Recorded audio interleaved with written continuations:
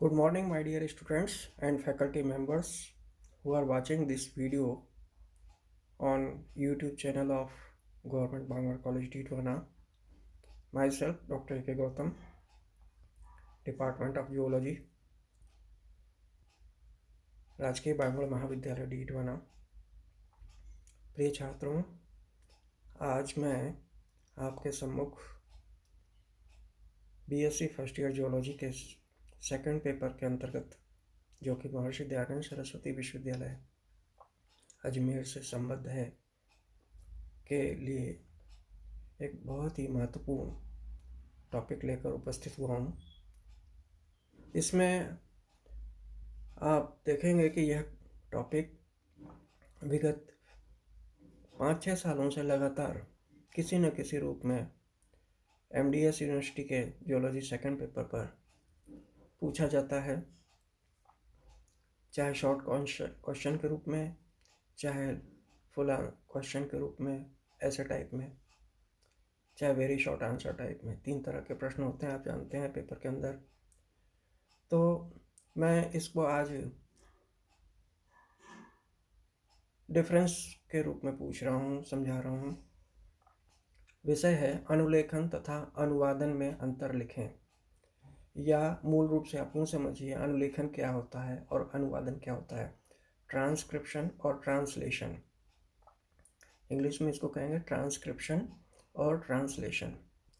तो ट्रांसक्रिप्शन और ट्रांसलेशन की घटना सेल के साइटोप्लाज्म में प्रोटीन सिंथेसिस के समय होती है, और इसके लिए महत्वपूर्ण रूप से कोशिका का केंद्रक उत्तरदायी होता है, और कोशिका के केंद्रक में भी उसका जेनेटिक मटेरियल डीएनए उत्तरदायी होता है। ये ध्यान रखने की बात है। डीएनए के अंदर जो कोडोन होते हैं या कोडिंग होती है, डीएनए के अंदर सीक्वेंसिंग होती है नाइट्रोजन बेसिस की, वो इसके लिए मूलतः उत्तरदायी होती है कि कब किस समय किस प्रोटीन की आवश्यकता होती है, क्योंकि प्रोटीन से ही एंजाइम्स, हार्मोन सब कुछ निर्मित होते हैं शरीर में, और प्रोटीन से ही एंटीबॉडीज़ भी बनती हैं। सारा कुछ एमिनो एसिड से या प्रोटीन से बनता है, और प्रोटीन की आप जानते हैं कि बिल्डिंग यूनिट जो होती है वो एमिनो एसिड होती है।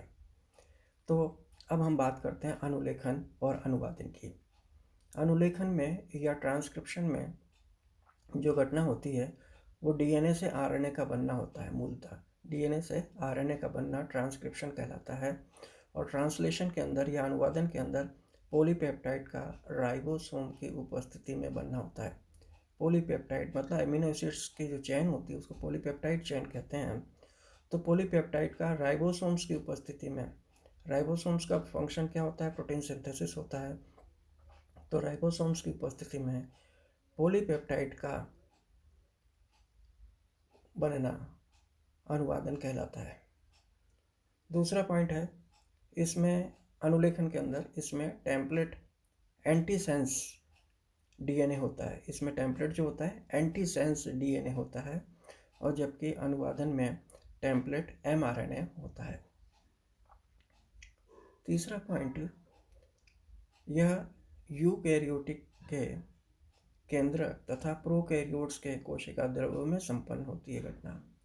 2 तरह की सेल्स होती हैं, प्रोकैरियोटिक और यूकैरियोटिक। जैसा कि आप जानते हैं, सभी हाईली डेवलप्ड एनिमल्स की, प्रोटोजोआ से लेकर के मैमल्स तक की जो सेल्स हैं, और वो सब प्लांट्स की सेल्स भी ये यूकैरियोटिक सेल्स होती हैं, एक्सेप्ट प्रोकैरियोट्स, जिनमें कि बैक्टीरिया, माइकोप्लाज्मा या पीपीएलओ लाइक ऑर्गेनिजम्स आते हैं, ये यूकैरियोटिक होते हैं। यूकैरियोटिक और प्रोकैरियोटिक को मैंने मेरे पूर्व व्याख्यानों में आपसे शेयर किया हुआ है। तो अनुलेखन के अंदर यह यूकैरियोटिक के केंद्रक तथा प्रोकैरियोट्स के कोशिका द्रव्य में संपन्न होती है, और अनुवादन की क्रिया दोनों के कोशिका द्रव्य में होती है, चाहे प्रोकैरियोट हो चाहे यूकैरियोट हो। इसी तरह से अनुलेखन के अंदर इसमें कच्ची सामग्री या रॉ मटेरियल 4 तरह के राइबोन्यूक्लियोसाइड ट्राइफॉस्फेट होते हैं, 4 तरह के। राइबोन्यूक्लियोसाइड ट्राइफॉस्फेट्स क्या क्या हो सकते हैं? ATP adenosine triphosphate, GTP guanosine triphosphate, CTP और यूटीपी सीटीपी और यूटीपी यूरोसिल ट्राइफॉस्फेट इत्यादि। इसी तरह से अनुलेखन के बाद में अनुवादन में इसमें कच्ची सामग्री 20 अमीनो एसिड्स की होती है, मतलब रॉ मटेरियल, जिनसे कि यह अनुवादन की प्रक्रिया संपन्न होती है। 5वां पॉइंट, इसमें तीनों प्रकार के आरएनए, कौन कौन से RNA? Messenger RNA, ribosomal RNA और टीआरएनए। यहाँ टीआरएनए लिखिएगा। इसमें 3 प्रकार के आरएनए, एमआरएनए, आरआरएनए और टीआरएनए बनते हैं। और इसमें क्या होता है? तीनों प्रकार के आरएनए भाग लेते हैं। अनुलेखन के अंदर तीनों प्रकार के आरएनए बनते हैं और अनुवादन में तीनों प्रकार के आरएनए भाग लेते हैं। ये बात है, ये फर्क है। 6ठा पॉइंट है, इसमें आरएनए पॉलीमरेज एंजाइम, इसमें आरएनए पॉलीमरेज एंजाइम तथा ट्रांसक्रिप्शन फैक्टर्स भाग लेते हैं। आरएनए पॉलीमरेज एंजाइम और ट्रांसक्रिप्शन फैक्टर्स भाग लेते हैं, जबकि अनुवादन के अंदर पॉलीमरेज एंजाइम नहीं भाग लेते, ट्रांसलेशन कारक भाग लेते हैं। क्या बात है कि ट्रांसक्रिप्शन के अंदर आरएनए पॉलीमरेज एंजाइम अनुलेखन के अंदर जो होता है वो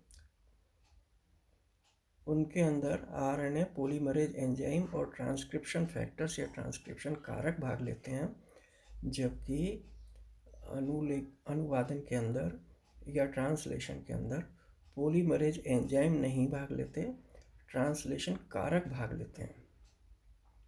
और 7वां और आखिरी पॉइंट जो है वो ये है कि ट्रांसक्रिप्शन में पॉलीमरेज टेम्पलेट पर खिसकता है। पॉलीमरेज जो है, पॉलीमरेज एंजाइम होता है और यह टेम्पलेट पर खिसकता है, जबकि ट्रांसलेशन में राइबोसोम टेम्पलेट पर खिसकता है। ट्रांसलेशन के अंदर ठीक इसके उल्टा होता है और क्या होता है? राइबोसोम्स के टेम्पलेट पर खिसकता है। तो ये 7 फर्क हैं जो कि ट्रांसक्रिप्शन और ट्रांसलेशन को एक्सप्लेन करने में सहयोगी होते हैं।